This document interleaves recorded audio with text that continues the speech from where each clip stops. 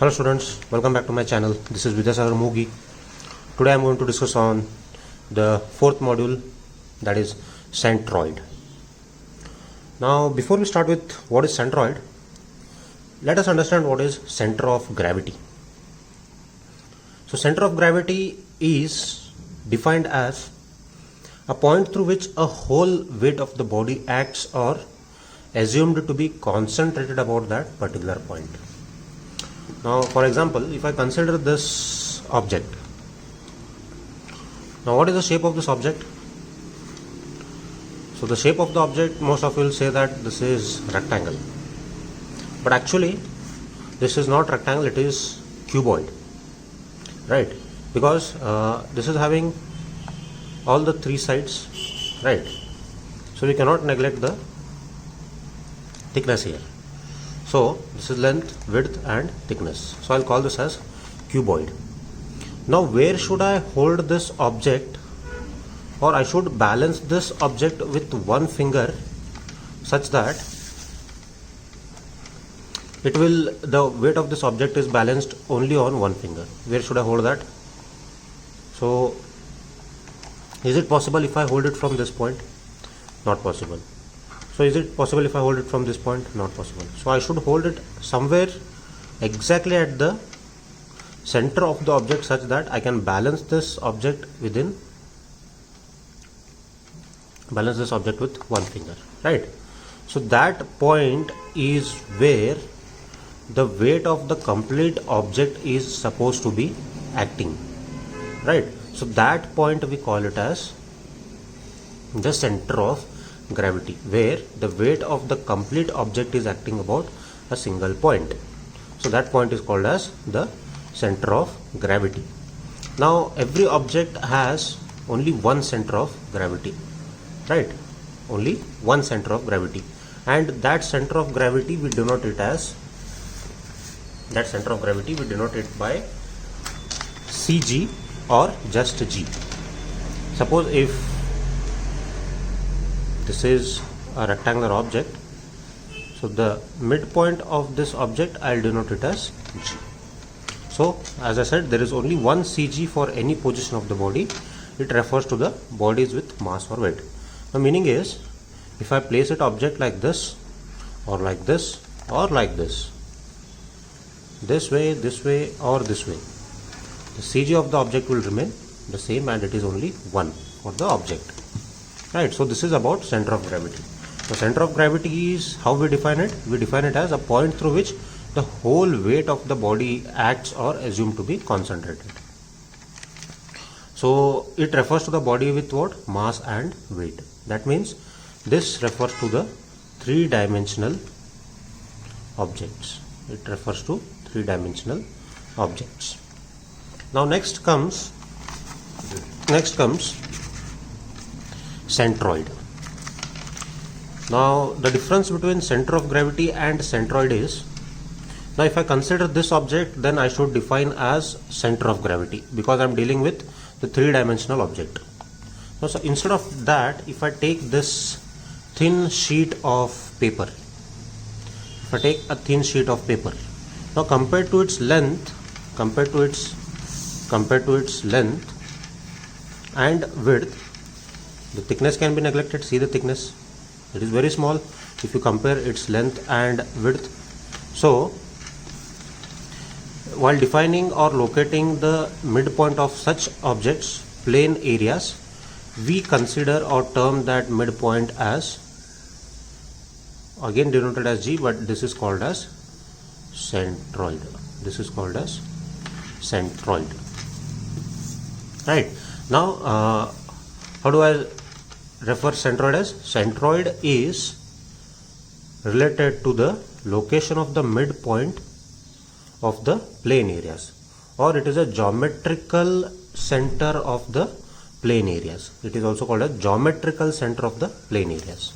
Now for example, before that I'll define centroid of an area is a point at which the whole area of the plane figure is assumed to be concentrated. You have to focus on this.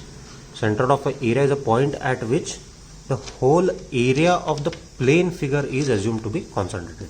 Now these are termed as the plane figures, or you can take a sheet of paper, that is also referred as a plane figures. Now when I say what is the shape of the book, and in order to rotate a book, where do you hold it? You hold it at the midpoint. So book here is referred as a cuboidal, where we locate its center of gravity. Whereas if you take only a piece of paper, then it is referred to as centroid. Right. Now in order to locate the centroid of the rectangular part, what you will do? How will you locate that? I'll draw the diagonals. Now wherever the diagonals intersect, that point is called as the geometrical midpoint, or it is called as the centroid. So what are the different shapes we have? So it is rectangle, triangle, square, circle. Right, so these are the four basic shapes which we know, and whose centroid can be located very easily. Right, centroid can be located very easily. Now as I said, centroid is the geometrical center of the object. Now if I say this is a rectangle, and if I draw a diagonal for this, now wherever the diagonal intersects, that point is termed as what? It is termed as centroid. Now mathematically, how will you locate this point? Mathematically, if I want to locate, I'll draw the axis for that, and if I call this as B, and if I call this as D, then the location of this point from this side is denoted with what? Total depth divided by 2.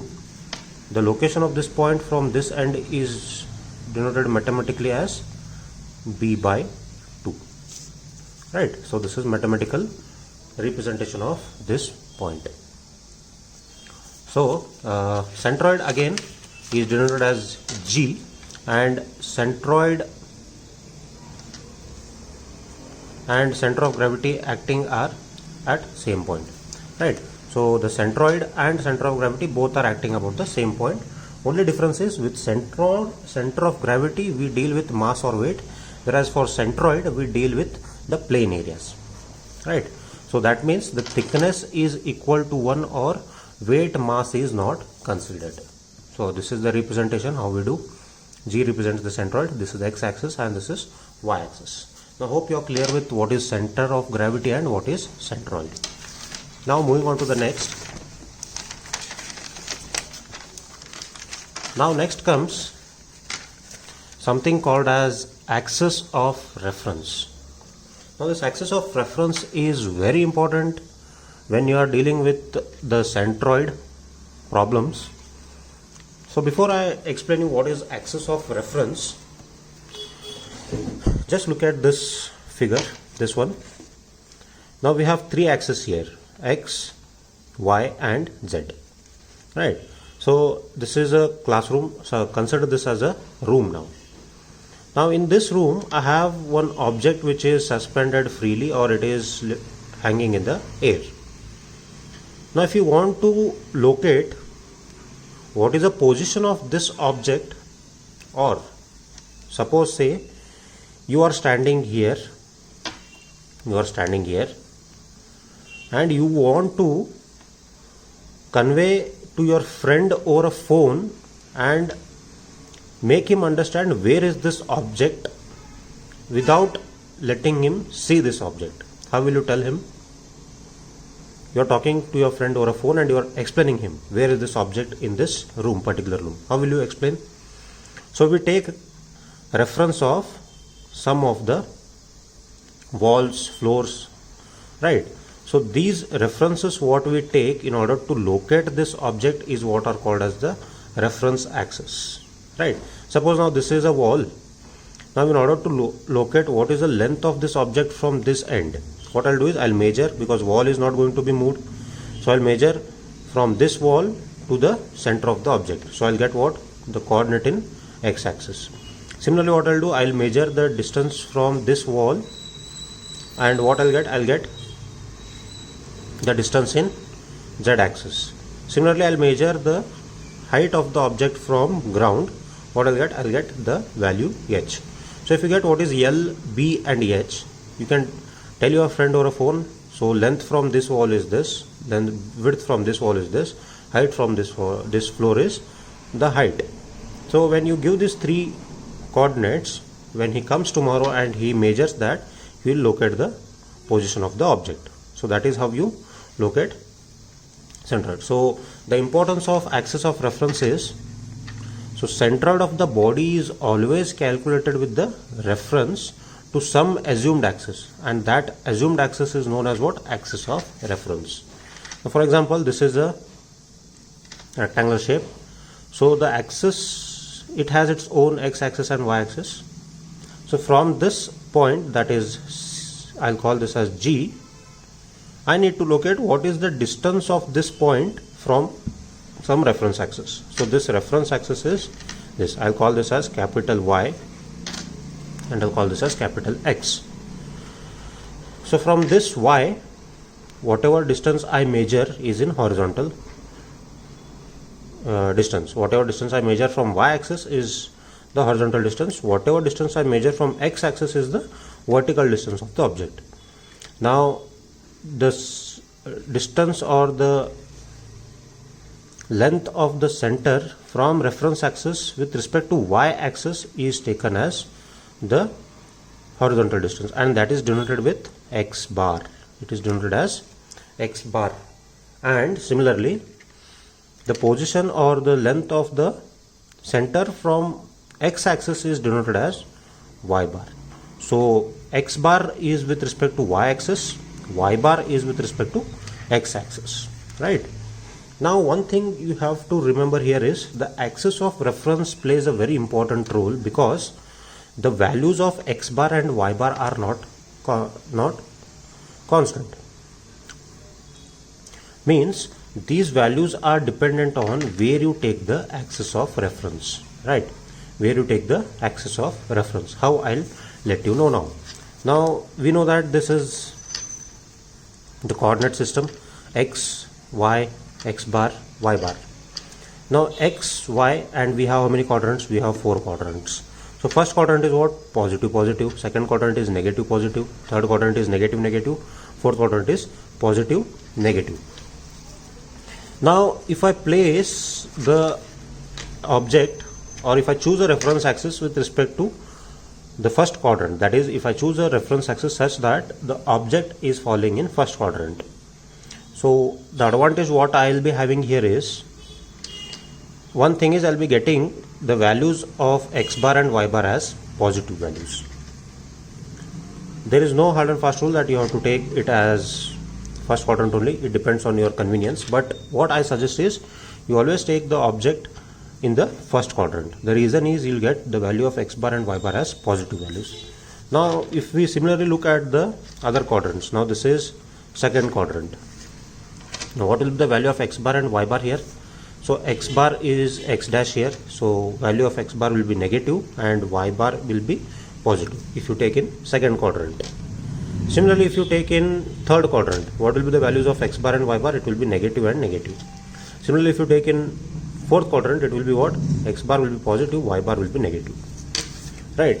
So in order to avoid these problems of negative and positive signs where the chances of getting confusion are more, so what I always suggest is you always mark the reference axis with respect to the first quadrant, so that you will get values of x bar and y bar as positive.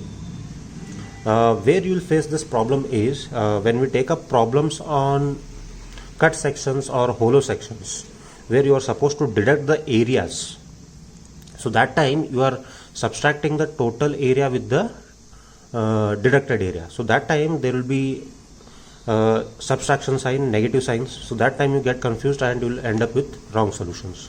To avoid that, I suggest is you take the reference axis with respect to the first quadrant. So this is about the reference axis. Hope you followed up till here. Now moving to the next. Now mathematically, how will we calculate the mathematical relation for centroid in X bar and centroid in Y bar. What you see in front of you is the irregular shaped plane figure in which I have divided that figure into 4 parts. This is first, second, third and fourth. So when I divide this in different shapes, so the center of gravity or centroid of the object is not same for all the 4, right? It differs with respect to the shape of the object. Now this is somewhat some other shape, this is one shape, this is one shape, this is one shape. So I'll mark the centroid of all these four objects as G1, G2, G3, G4. Why I have used small g? Because capital G indicates the centroid of the complete figure. Now in order to locate what is the centroid of this complete figure, I need to cut down those figures into smaller sections. So when I take a cumulative of this, I'll get what is the total value of G, right? So this small g1 is the centroid of this first element. Now I have taken the reference axis, this is y and this is x. Now the centroid of the first object with respect to y-axis and x-axis I have marked as x1 and y1. Similarly for second object it is x2, y2, third object x3, y3, fourth object x4 and y4. Now this x bar and y bar represents what? X bar and y bar represents the centroid of the complete figure, whereas x1, x2, x3, x4, y1, y2, y3, y4 represents the centroid of these smaller areas within the element, right? Now statements, okay. Figure shows the total area. So total area I will denote it as capital A, and unit thickness. Unit thickness means since I am dealing with centroid, so thickness of this object is considered as 1. Let capital G be the CG of the whole area. CG here stands for again centroid. So from now on I will be using the term centroid because we are dealing only with the plane areas. So dividing this area A, that is capital A, into small areas. So small areas I will denote them as small a1, a2, a3, a4 with the centroids G1, G2, G3, G4 respectively. Now let x1, y1, x2, y2, x3, y3, x4, y4 are what? They are the coordinates of these G1, G2, G3 and G4. Whereas capital G, x bar, y bar are the coordinates of what? The main element. Right? So before I start with this derivation, I ask everyone to please take a notebook in your hand or a paper, pen, whatever it is, and try to solve this derivation along with me so that it will be easy for you to understand. Now the statements are understood, you have understood what is the figure. Now therefore I know that total area is what? It is A1 plus A2 plus A3 plus A4. So if I add all this area, what I'll get? I'll get the total area. So can I write capital A as summation A? Okay, capital A can I write as summation A? Yeah, summation A is what? Capital A. So I'll mark this as equation 1. Now using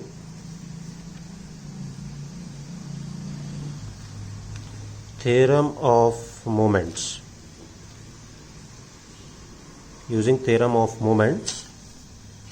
so total moment of area A about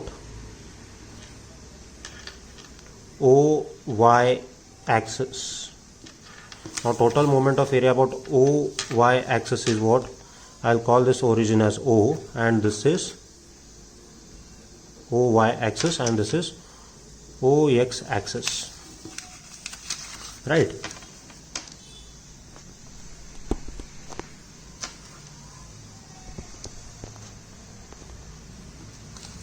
Now I have explained you how to take the moment. So moment is nothing but it is defined as moment is equal to what?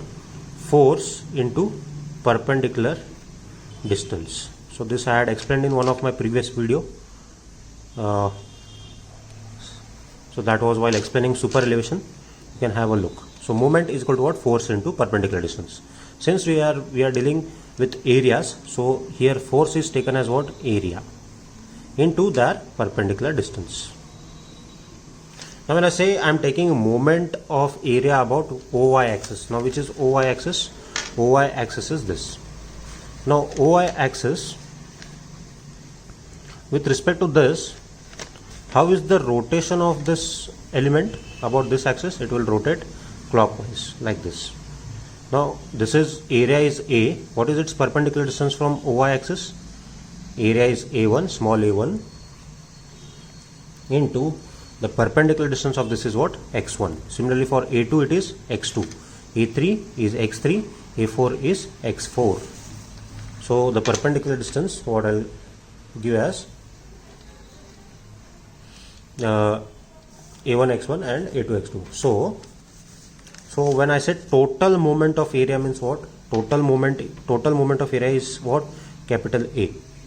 Total moment of area is capital A. So total area is capital A. So total area A and that its perpendicular distance with respect to OY axis is what? X bar. Total area and its perpendicular distance with respect to OY is what? X bar. So it is A into X bar. So that will be equal to what? I'll write that as capital A is what? We have already calculated, is written as summation A into X bar. So mark this as equation 2. Now sum of moments of all the areas about OY axis will be. Now what we did here, this was the moment of the total area, that is capital A.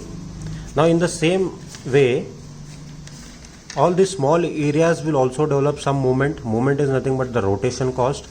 So this small area will cause moment or rotation about OY axis in what magnitude? Small a1 into x1, small a2 into x2, small a3 into x3, small a4 into x4, right? So that moment caused is what? It is m is equal to small a1 into x1 plus small a2 into x2 plus a3 into x3 plus a4 into x4. So this a1, a2, a3, a4 means what? They are what? Summation A. x1, x2, x3 are what? Summation x. So that I'll write as equation 3. Now doing this,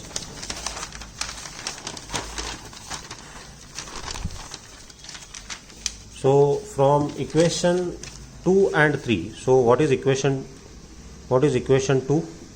Equation 2 is equal to what? It is A into x bar equal to summation A into x bar. This is equation 2, and equation 3 is summation A into x, right? So this is equation 3. So what I'll do is I'll equating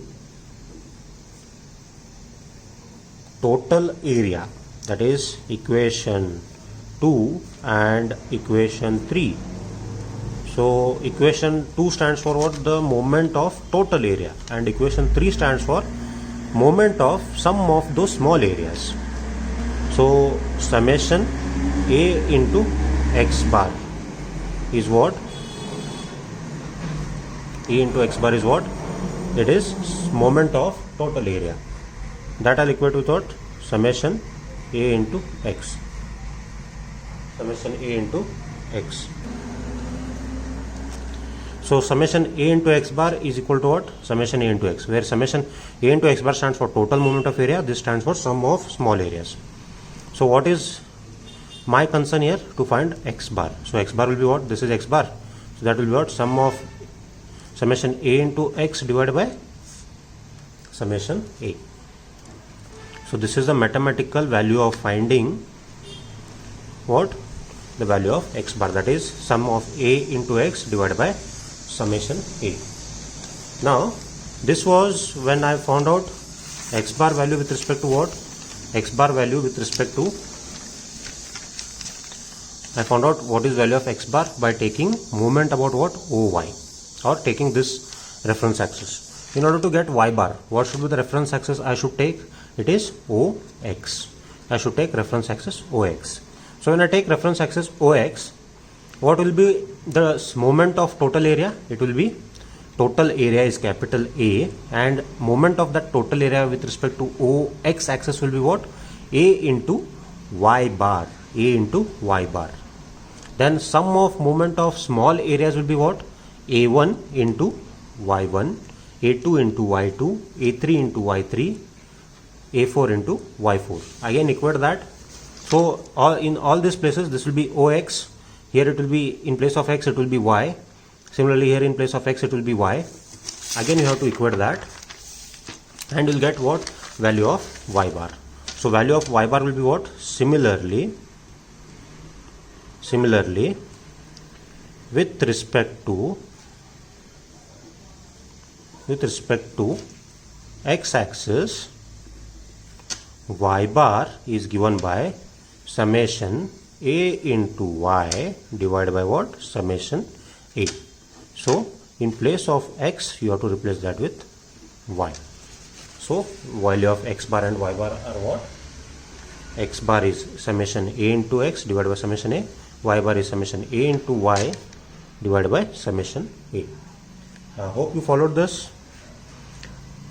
Any doubt up till now regarding centroid, please feel free to ask. So this is all about today. Any doubts, please feel free to ask. Thank you very much.